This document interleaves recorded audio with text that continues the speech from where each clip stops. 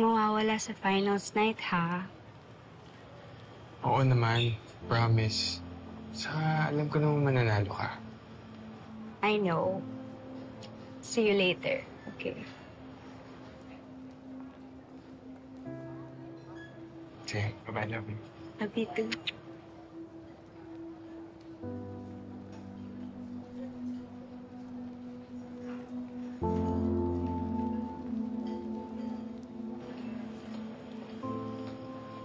How sweet naman the two of you. Ano ba? Well, he's really sweet. Pero hindi ko siya priority. The contest, that's the priority. Exciting ang finals night. Totoo. At saka, in fairness, ang bongga talaga ng evening gown mo, Belle. Thanks to me. Remember, pinakilala ko si Belle sa designer ko para to help her out.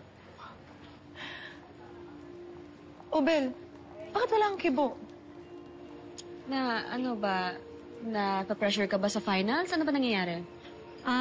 May iniisip lang ako. Wala lang. Naku, girl, huwag kang madidistract sa kung ano-ano, ha? Kailangan focus ka lang sa finals. Eh kasi, namumroblema kasi mga magulang ko sa business namin. Gusto ko talaga makatulong sa kanila, lalong-lalo na sa dad ko. Kaya, iniisip ko kung, ano ba, continue ko na ba tong contest na to? I mean, why not? Don't quit, Belle. Alam mo, ang layo-layo na ng narating mo. Tsaka ang dami na nating efforts na nilagay dito, oh. So, Addison, kamusta naman yung gown ko? Eh di ready na. Yung kaibigan kong designer allowed to sponsor you. Really? That's yes. great. And magpifitting ka na mamaya, ah. Oh my God, I'm so excited. And my sister's friend na designer will help you out too. Oh, I'm so touched, guys. Sobrang supportive yun sa akin. Unlike my family. Ay, oo nga. Hindi ba sila manonood sa finals? Well, busy kasi si mommy and daddy's business nila. And I think na nasa London sila on the day of the finals. Ah, ganun ba? Sobrang pasaway naman yung parents mo. Panayang travel. Don't worry, girls. Girls, pag ako nanalo ng campus queen, akong bahala. Magta-travel tayo. All expense paid! I know. For sure, ikaw mananalo. I know. Alam na alam ko yan. Pero, mas mabuti nang sigurado tayo. Alam ko naman na matatalo si Belle sa akin. Isipin mo na lang, kung ikaw yung mananalo na campus queen, for sure, there will be a lot of doors opening for you. Like, good opportunities. That's right. I mean, paano kung ma-discover ka tapos makuha kang model? Extra income mo yon. Tapos makakatulong ka pa sa family mo. Alam mo, balita ko, mga big time nga raw talaga yung judges ngayong finals. And isa na ron, yung big-time owner ng isang company ng perfume. Kaya, Belle, go lang tayo, ha? Yeah. Walang susuko. Kaya natin to. Laban lang. Sige, laban na. So, tuloy yung plano natin. Of course. Maghanda si Belle. She will be the laughing stock of the night. Tama.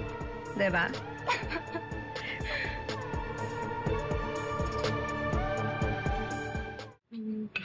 Sorry, Nay.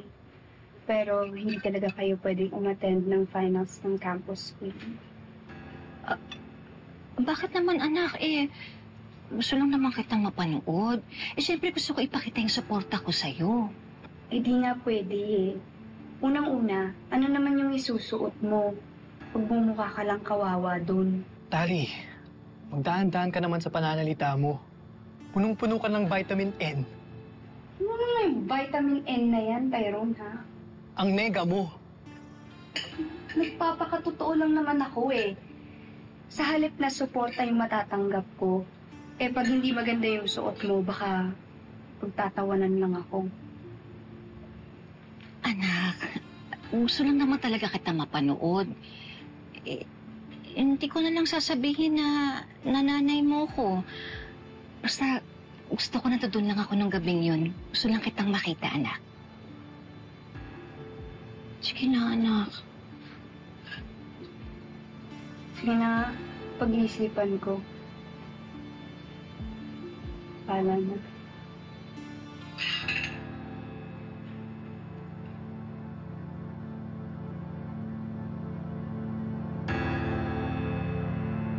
Alam mo, Doc, pwede naman kami magtiis. Yung bang simpleng buhay. Problema si Via. Parang napaka-importante sa kanya yung marangyang buhay. Kasi pare, alam mo, yun na rin kasi ang nakasanayan niya eh. Sabagay. Pero pwede mang maging masaya, di ba? Na eksakto lang. Ang importante, pamilya. Ang importante, magkakasama kami. Di ba?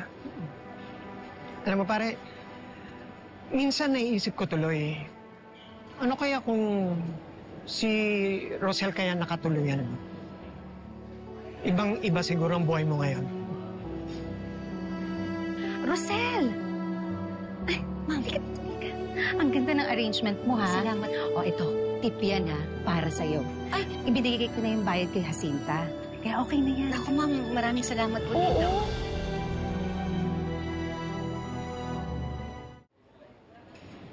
Doc, pag tinititigan ko si Belle, si Rosel ang naaalala ko. Siguro nga, tama ka. Huwag mo siya nakatuluyan ko. Ano? Mas masaya ka? Mas kontento? Alam mo, Doc, malaki utang na loob ko kay Bing. Maraming din siya natulong sa akin, lalo na yung pamilya niya. At alam kong meron din ako kasalanan sa kanya. At alam kong kailangan din niya ako sa buhay niya. Pero, naiisip mo pa rin si Rosel. Yun lang. May isa pa akong shop. Bagay na bagay ito doon. Oo. Puntahan mo rin yon at gusto ko yung color combination nito. Yan. Naku, Rosel.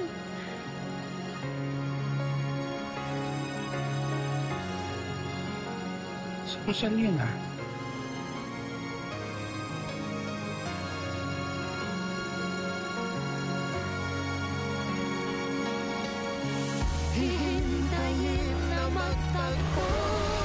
Okay ka na. Nakita mo nang masaya si Rosel. So, what's next? Well, since presentable ka naman na, you can go. But hindi mo pwedeng sabihin sa mga tao doon na ikaw yung mom ko. Clear tayo dyan, Nay, ha? Please. Gusto ko live na makita kang manalo. Gusto ko live ako nag-cheer para makita nilang proud ako sa'yo. Ha? Susunod kami, promise. Teka, parang naalala ko po kayo.